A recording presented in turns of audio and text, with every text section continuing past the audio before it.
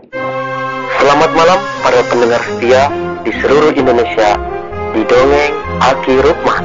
Selamat mendengarkan dan tetap merdeka. Assalamualaikum warahmatullahi wabarakatuh. Bismillahirrahmanirrahim. Alhamdulillahilladzi anjalas sakinata fi qulubil mu'minin liyazdadu imanama imanihim. Amma ba'du. Bapak dan Ibu serta kawan-kawan sekalian, kira-kira 2 hari lagi lah kita mendongeng sebelum kita menjemput ya, menghaturkan selamat datang kepada bulan puasa. Dan insya Allah mungkin 1-2 hari kita akan jeda dulu.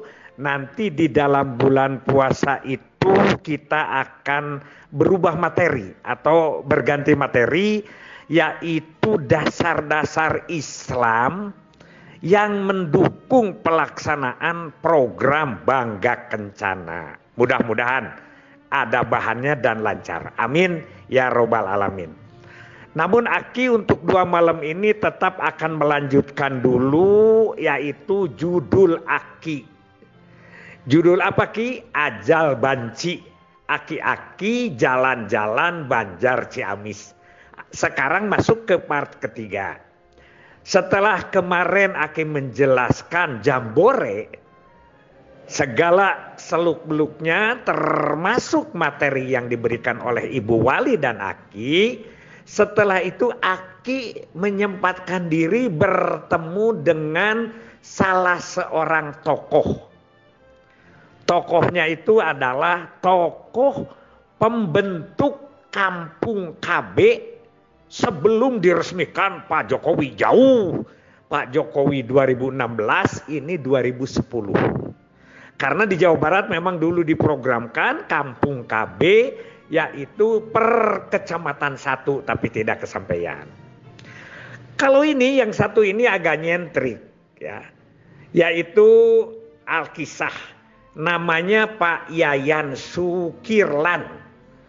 Beliau ini tahun 2010 masih jadi kepala dusun. Kepala dusun itu tua kampung ya, kepala kampung, yaitu di kampung yang dibuat Kampung KB itu.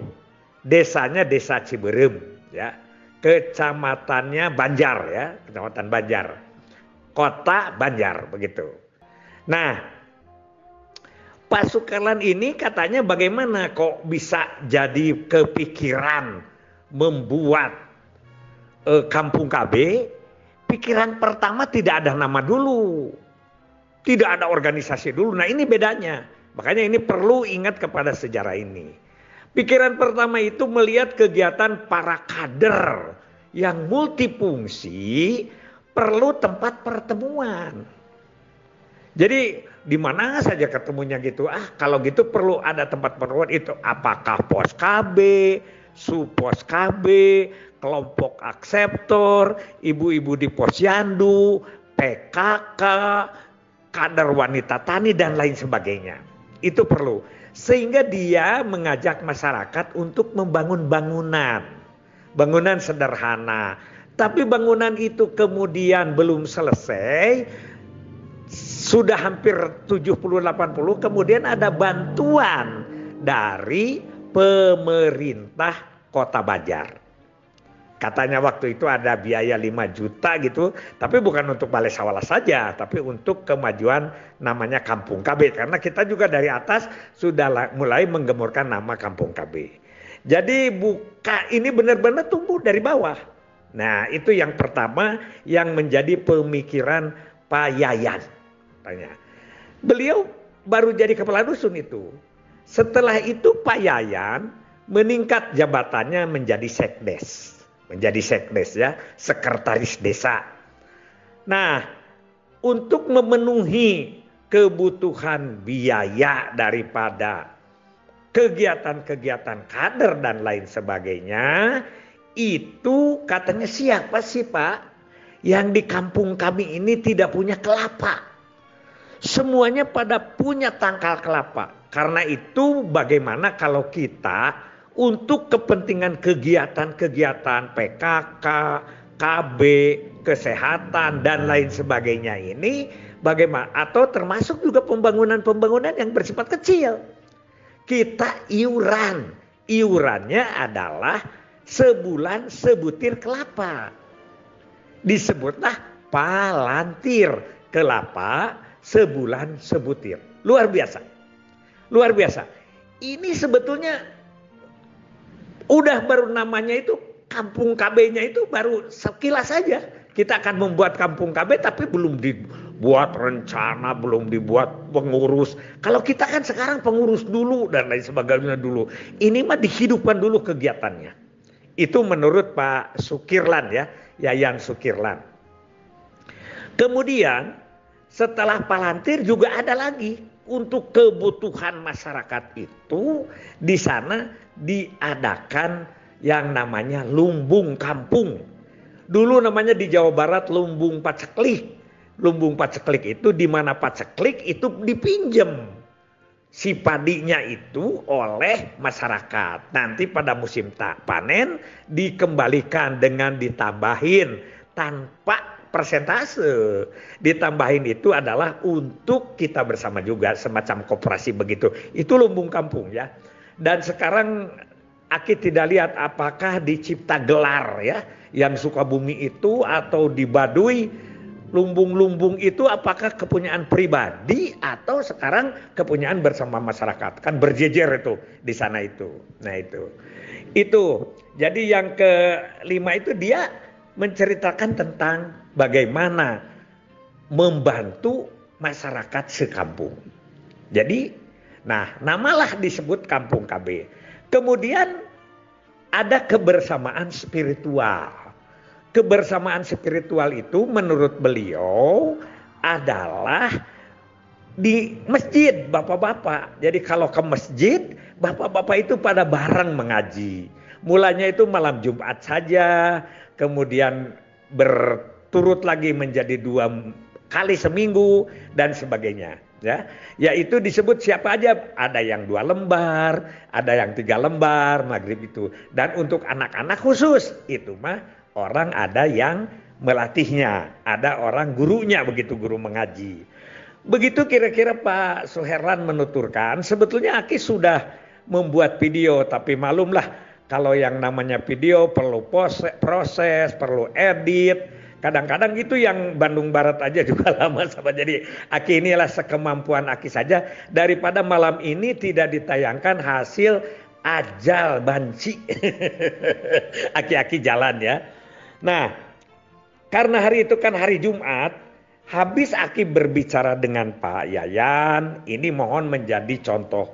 Setelah itu barulah ada lomba. Karena lomba itu adalah Innovation Award, jadi inovasi. Nah ini mungkin oleh pemerintah Banjar dianggap inovasi. Sehingga kalau di luar daerah itu mengajukan apa posyandu, ada yang P2WKSS, maka diajukanlah dari Banjar ini kampung KB.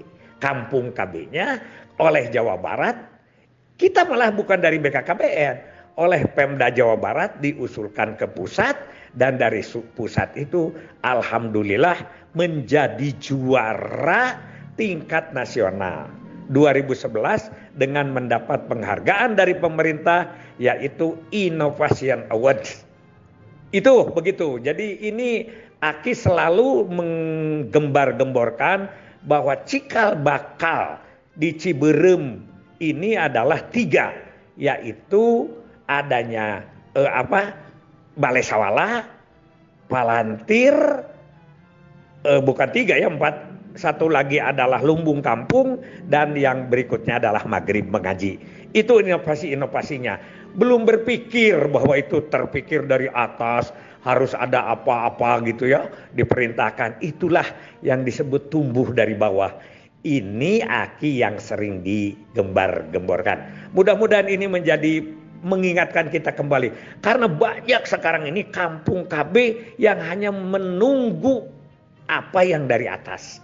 Kalau tidak ada dari atas, bahkan sama sekali tidak ada kegiatan. Itu di Singapura. Setelah selesai, Aki agak terburu-buru karena akan mengikuti sholat Jumat. Jadi Aki tidak lewat Banjar lagi dengan Pak Wawan, lewat belakang langsung ke Cimaragas. Di situ ada TPD yang sedang sibuk menyiapkan testing P3K. Aki bersama-sama sholat Jumat sampai kurang lebih setengah 1 sampai jam 1 ngobrol di situ. Dan ya Aki berdoa saja mudah-mudahan mereka lulus P3K-nya, karena Aki melihat benar-benar mereka sudah bakti dan bukan edel-edel. Bukan 1-2 tahun, ada yang sudah 10 tahun, ada yang sudah 12 tahun berbakti kepada program Bangga Kencana. Mudah-mudahan sukses, mudah-mudahan hasil, dan terus berjuang untuk bakti Bangga Kencana ke depan. Hasbunallahu wa ni'mal wakil, ni'mal maula wa ni'man nasir. Wassalamualaikum warahmatullahi wabarakatuh.